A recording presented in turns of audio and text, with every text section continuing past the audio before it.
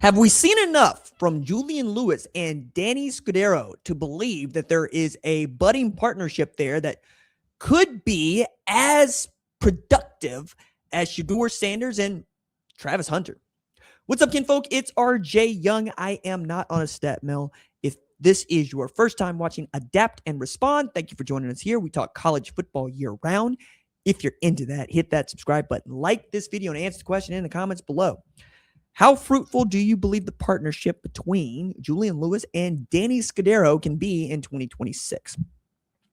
This feels like, once again, a very important year for Deion Sanders in Colorado, because we are now a year removed from watching the Heisman winner in Travis Hunter be the number 2 overall pick.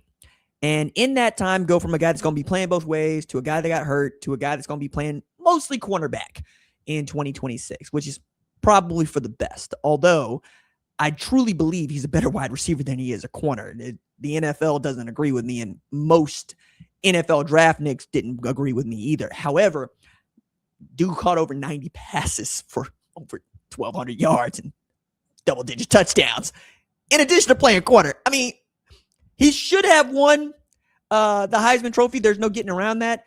We could argue about the Biletnikoff Award, but my God, dude, that dude was a monster. And, you know, Shedeur had a great assortment of wide receivers there, but he also could distribute the football. And that was sorely lacking in 2025. Caden Salter couldn't get it done. We didn't really see much of Julian Lewis until the second half of the year. And Ryan Staub is at Tennessee now. Isaac Wilson backing up Julian Lewis is what we think, right? It's what we saw. Ended on a back shoulder interception from him to end the game, but also had a couple of really great,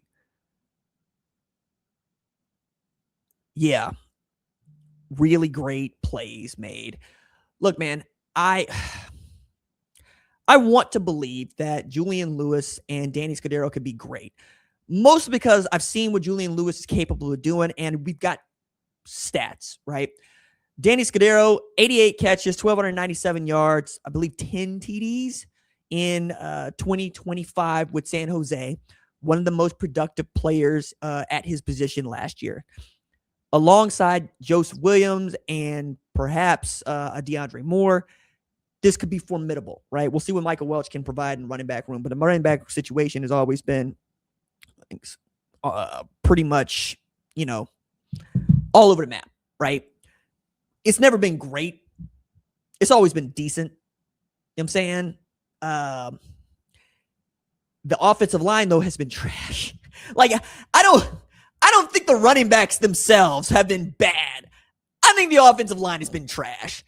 And now that you saw not just Jordan Seaton going to the transfer portal, but Jordan Seaton looked like Zion Williams after he got off the Popeyes. You know what I'm saying? Looked like Draymond Green after he got on the Slim Fast. Looked like Kevin Love after he went on the Atkins. You know what I'm saying? Boy looked rocked up. You know what I'm saying? He don't look like he been anywhere near that gumbo. Or maybe it's simply that somebody has been on his ass. The thing that I might say about that offensive line is I think it could do with more prime. I think skill players are always going to be easy to recruit for Colorado with Prime as head coach. I also believe that skill players probably have more of his heart, right? For obvious reasons. That said, he has never struck me as the kind of dude that be down there in the trenches coaching the offensive line. He strikes me as a man who very much cares about his offensive line, cares about his individual players, and will give his entire heart out to them. But he don't strike me as the kind of man that be, smacking guys on the helmet because they missed a block. You know what I'm saying? Bruh,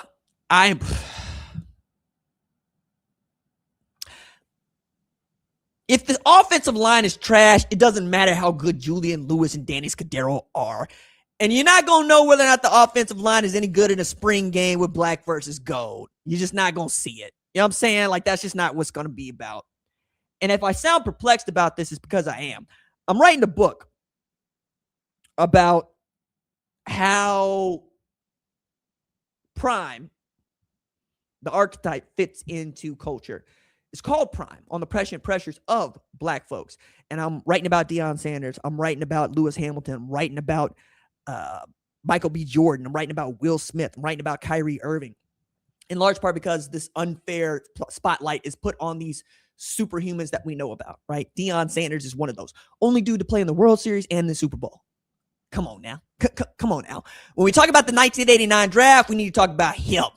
And the 1989 draft is still the greatest NFL draft of all time. Okay? When we talk about college football and name, image, and likeness and players not graduating and players getting money and what they want, I'm going to remind everybody, Deion Sanders walked on his last year at Florida State because the Yankees were willing to pay him a signing bonus to play baseball, knowing damn well that the NFL was going to draft that man in the top 5 in the very next spring. And they did not have one problem with it. You want to play both sports? Play both sports. Did not take phone calls from people that was drafted past 10 because he wasn't going to be there that long. Okay?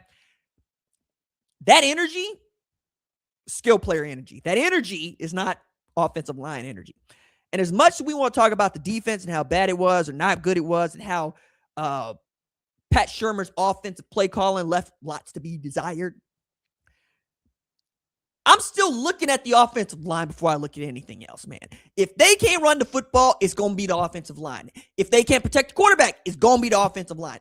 And in the Big 12, where everybody's spending more money now to get better players, your persona alone, your glitz and glam alone is not going to get it done. And more than anything else, Prime ain't recruiting to that. Prime is recruiting to, you want to get better, come here. You want some money, go somewhere else. Dog, they go on somewhere else where they get some money. Jordan Seaton is the best example I can give you of that. They are listening to you. They are listening to you. They are saying, oh, cool. So if they want to pay me a little bit more money and you want to be a little bit more hard on me, I'm going to go get this money. And it's like, yes, you're going to run from confrontation. You're going to run from the coaching. You're going to run from being an adult. Yes, adults do all of those things too. Like this is what I'm trying to get across to many coaches now. I got coaches in my text messages getting mad about this and that.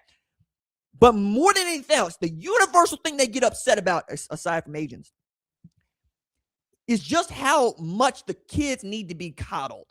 And I'm going, all right, dog, I'm a kid that needs to be coddled. No, you're not, RJ. You work hard. You make your show. You make mistakes. You get back on the horse. You go back to work, right? You bust your behind. Yes, I do. But you know what else I respond to? Negative response. Like if I got somebody that's just on my, I'll give you an example. I got a homie I ride bikes with. He is a national champion. He has won bronze medal in world championships. He's that good. First American to take bronze in a world championship track event on a bicycle like 11 years, way back when. Really great. But I don't like telling him when I have a good day. You know why? Because the man feels like a coach that I never wanted to have instead of my friend. You know, the coach that says, you know, you missed all of these other things. Dog, we can get to that later. Can you tell me I did a damn good job? Can you see that I went 22 of 25 to 305 with 3 TDs? And you want to talk to me about the interception I threw and the 2 other incompletions I threw? Man, get out my face. You got to tell the kids that they're glorious, man. And you know what? Most people would say that's the right thing to do. If you want to have a bunch of hard asses on your football team, you're not going to get nowhere near. If you want to be a hard ass as a football coach, you're going to run off more players. And that's got more to do with the transfer portal than it does the name, image, and likeness. I ain't got to stay here, so I won't. Adversity is not something a coach needs to engineer for players. It will find them. I don't get much out of saying that, man. You do not need to prepare these boys for life. You are patronizing them. Bad times will find them. Now, will they lean on some of the things that you taught them in the meantime? Sure. Bad times will find them. Bad times have found Colorado players. Tell them to scratch their ass, get glad, and get back on the horse. That ain't always going to work, especially with those of us that are already grinding ourselves to the bone like me, like many of your players.